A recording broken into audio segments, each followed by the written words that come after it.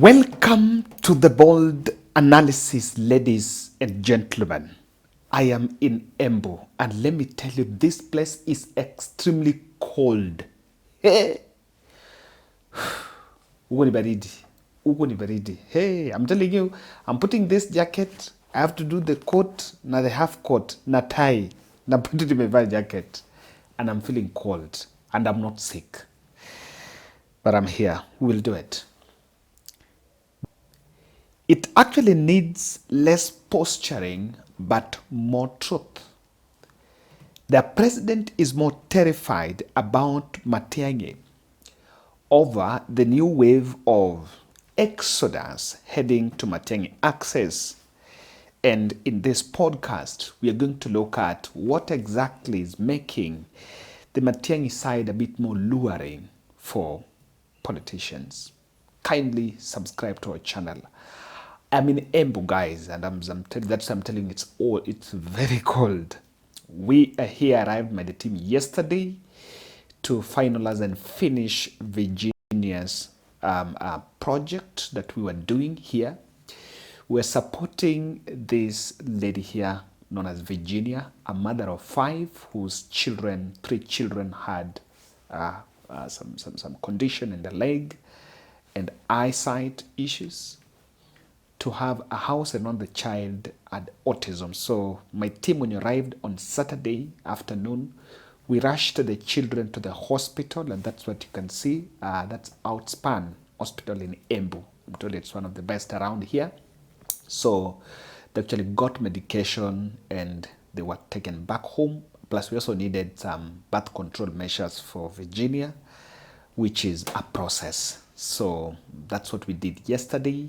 But we were here because the house is almost done. What they're doing now is the finishing bit so that she can get into the house. But we said apart from the house, which was a real need, there was a demand and a real need for economic empowerment so that Virginia could take care of the children. And that is why we're back here. And after we spoke with her and some other people in the community, they said cuckoos are doing well here.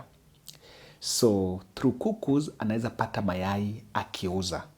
So what we wanted to do for that kuku kufanyika, for that one to have, lazima we have to fence that homestead. We have to fence the compound.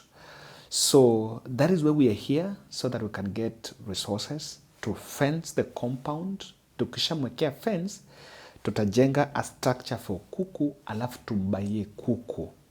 We're looking like something like 10 or 20, depending on what we'll be able to do, so that aanze hapo. We want to buy the big ones so that zianze kutaga mayai probably after 2 months or even 1 month, aanze kupata pesa. So that's why we are here. We want to do the fence to establish that kuku. Alafu the toilet had also not been done. Huku no sewer line. So we're going to do the pit one, which ilisha chimbwa. By the time we left here, ilikuwa isha chimbwa. So that's why we are here. We're looking at 100,000. We'll be able to achieve that. As I talk to you, I think we have a deficit of around 43,000. So kindly partner with us. We are doing a 100 bob challenge, so that we can finish up. Oh, I need to leave this place tomorrow evening. Yes, I need to. It's very cold, huh? But nimeambiwa ni hivyo tu, hii hadi tu because it's raining. But kindly support that work so that we can be a blessing to her. This is where they stay. This is their bed. The mother. Mama, au watoto wanalala wapi? Kwa neighbor. Na nyinyi mnalala huko na mzee sasa. Yeah. So you can see the situation, and that is our mission for this month. We want to help mzee. So nataka tu uambie kwamba wewe unaitwa nani? Na naomba sana uweze kupata nyumba ya kushukuru. Sema tu jina yako, kuna mtoto unataka, na ungeomba sana wewe upate. Mimi naitwa Virginia Murugi. Ningetaka kusaidiwa na nyumba juu ya mtoto. Now, I want us to look at this post from Pauline Cherargei. Someone needs to tell Senator Cherargei that one cannot use an old man to navigate new territories. It was fashionable and sensational back then when campaigning against Uhuru and Baba. for the opposition to claim that Uhuru's administration had stolen money and destroyed the economy. There was even a guy who sensationally claimed that billions of money had been carried from treasury in a chopper, resulting to empty coffers, and that was Cherargei and Ruto back in 2022. And some people believed him. But that narrative cannot now be used against Matiangi's candidacy. Because 3 years later, no investigation, prosecution, or recovery of the said money has been done. She continues to say, bringing up this issue at this point is not at all strategic in attempt to decampaign Matiangi, as it will be outrightly be dismissed by Kenyans as just witch hunt, and the sympathy that will emanate from this will create a movement.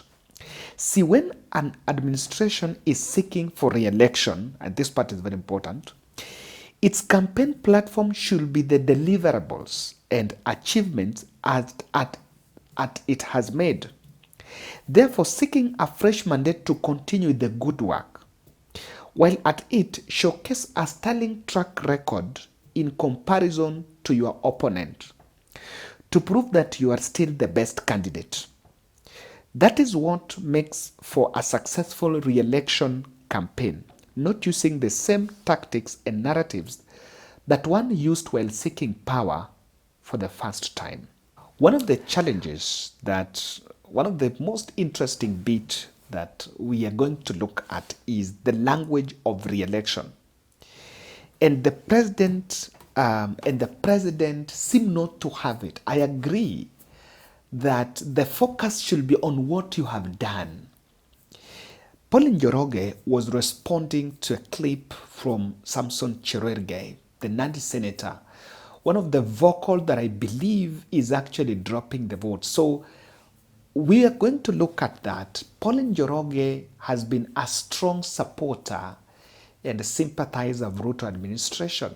Of course, she got there and was supporting Kindiki. But she's turning out as one that is, the sound and the tone of that statement is clear that she's sliding back on the side of Fred Matiangi. I want you to look at this before we actually interpret that reaction.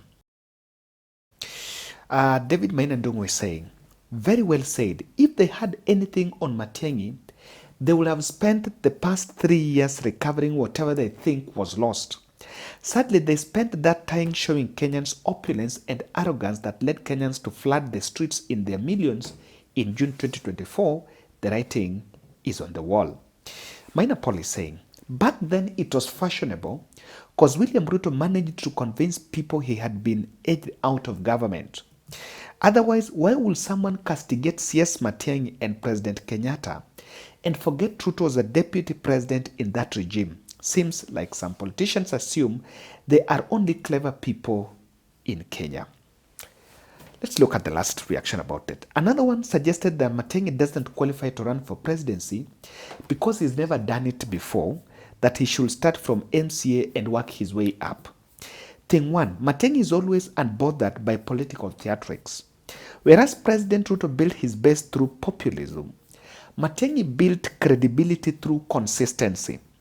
This is clearly demonstrated in his success stories he left behind in every position he held in the previous government.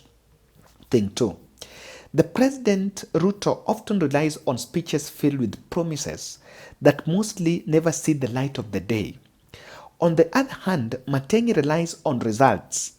It's no secret that Kenyans are tired of too much talk and not enough action that will play a major role in the upcoming elections.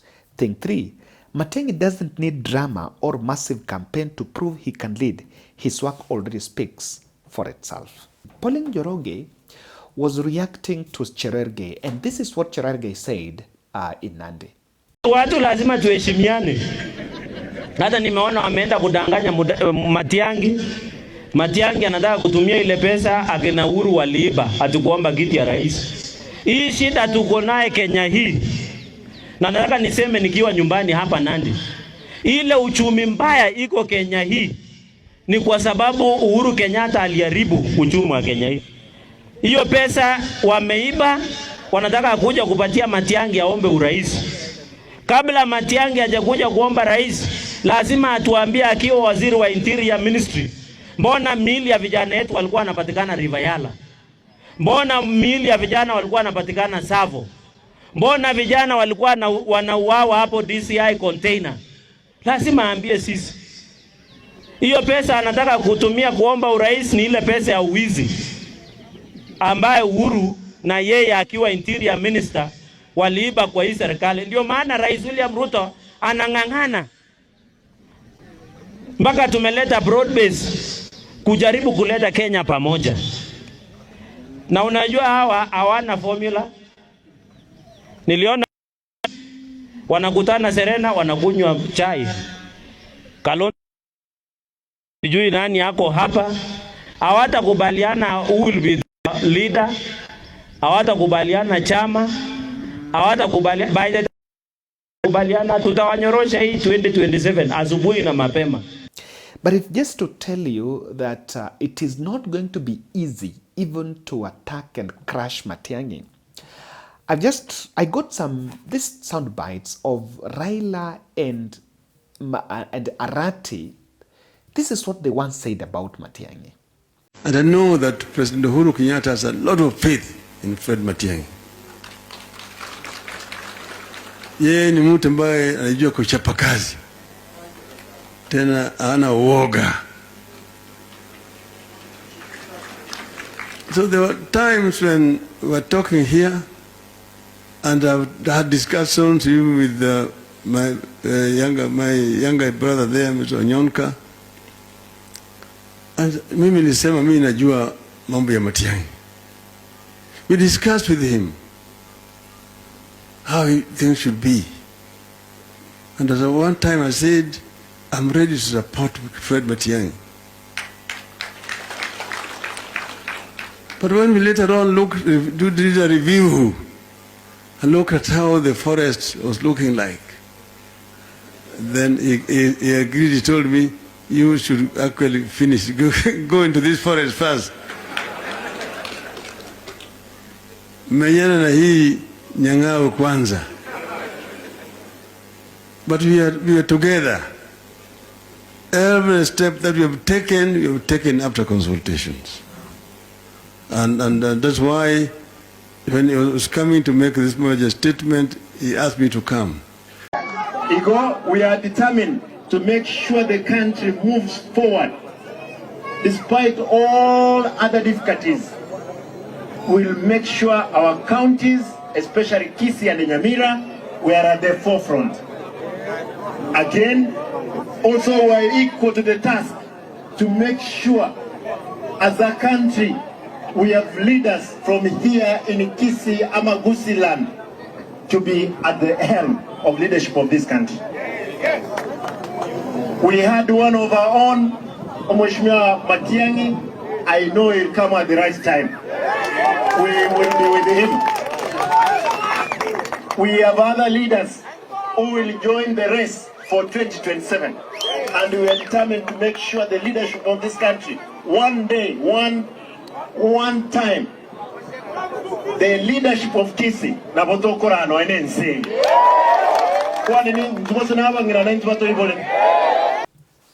So, unlike other politicians, unlike even Rigathi Gachagua, Matiangi has not made much more enemies that the president and the team would want to create. But I want us to go back to that, because the reports of a defection, of course, the new survey of Ruto Rigathi, Ruto Matiangi contest is becoming more attractive for the people. And of course, the reports that in the coming days, Matiangi is going to unleash his presidential bid. The moment he does that, it will be interesting to see how the country reacts. And what Pauline Cherargei's position then says is a new wave of embracing that ticket. But let's try to look at some of the narratives against Matiangi. Do you think the president and his handlers have the range to point atrocities against humanity, especially on Matiangi's case. And they don't have the range. That mirror can still turn on President Ruto. And if they want to talk about, there's this story that it was said for long. Of course, at some point before COVID there, Matiangi was, in 2017, Matiangi was interior CS when it was crushing protests against the ones that were led by Raila Odinga. And then came the time of this River Yala and these bodies of River Yala and River Sabuk, and they were really overhyped. But you will remember that no time, you could not you cannot get one parent whoever came and said, I found my child in River Yala. This story was all over in the media, especially at the time President Ruto was actually campaigning. But then compare that with what happened last year. Compare that. You know, I'm like, when Cherargei is talking about it, this country, there was a live stream when bodies of young men were shot straight in front at the parliament's gate, at the parliament's entrance. You know, I don't know how you want to play safe and you want to play, you sanitize yourself and say, Matiangi was bad, me, I'm good. That line, if you allow me to give a good judgment, no one of them can get away with it. And on that, I think the president will suffer a bit harsh reception. And remember, by that time, Matiangi was interior CS, and this time, Uhuru Kenyatta, William Ruto is the president, and his deputy was the interior CS. So, honestly, can the president attack Decamping Matiangi on that? He doesn't have the range. Number two is the narrative of Matiangi campaigning with stolen money. The president spent first 4 months telling the country about how Uhuru stole money. And just at that, there was even a commission to be formed to probe state culture and even return some of this money. To date, William Ruto is yet to arrest Matiangi or even to present Matiangi in the court of law about this money that was carried with bags. Number two, you cannot compare, I don't know whether the country will judge Matiangi based on that, and also the current corruption that is going on in the country. People believe their money is being chopped from their salaries under some housing program that is just turning out as a money minting cash for the president and his cronies. And the country believes it so. People believe that there is a lot going on about money that is going to the handlers of the president. The corruption and bit of it. And they will not have the range because the president is using state money. Look at today, he was in a church and he promised to build some 10 million for a pastor's plaza. In fact, he was also demanding to be given ile pesa ya that money for maintenance levy, road maintenance levy. So they don't have it. Number three is tribal extremism. They've said that because of 700 numbers in Kisii cannot make Matiangi president. I would want to ask, did William Ruto have the majority votes in the Kenya Kwanza coalition? No. Mount Kenya gave Ruto more votes than the votes he got from the Kalenjin axis, from the Kalenjin area. So this issue of 700 votes cannot make Matiangi president is not factual, because even William Ruto did not become president because of the 1.2 million votes from the Kalenjin counties. The country, it is about the country. There's another one by a clique of some Raila cohort, and that is Kaluma and his team. Uhuru never made Raila president. Can he make Matiangi? And I would want to ask this by saying, so can he make Matiangi? So he didn't make Raila. Who made Ruto the president? A very sober question. Who made Ruto the president? When you get that answer, you realize that line is also another tired one. But this is why Matiangi axis is getting attractive and is giving these fellows some sleepless nights. Number one, the Kisii camp is likely to ride on Matiangi euphoria, and any leader who will not be in that vehicle will find it rough, will be going against the grain. And that is going to be a challenge. That's one of the hurdles that no one would want to take. Number two, the Nairobi vote is also a swing vote, and the Kisii is a significant number in CBD in Nairobi. This time, they really have a number. And with the Western Belt being given Matiangi and Ruto, more likelihood of the Luhya voting for Matiangi and a clique of Luo voting for Matiangi is higher compared even to voting for the president. So it's also going to have a tilting effect in Nairobi and even other towns. Yes, that has never been in the ballot, and probably this time round, the country might be shocked at the number of Kisii votes across the country. The other issue is former Uhuru loyalists like Mutahi Kagwe and Lee Kinyanjui would secretly back him, and if there will be a government support needed, he will really make his way.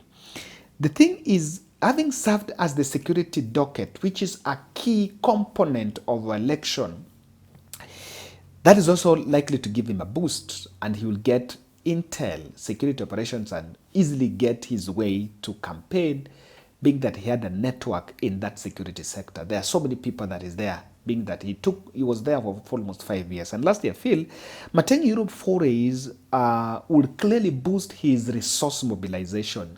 And as much as people are saying Uhuru is funding, but he can still mobilize as a person. And that to me is why that ticket will look a bit more attractive compared to what other people consider. Ladies and gentlemen, that is my take, and let's meet in the next. Kindly, let's support Virginia Project. Santeni.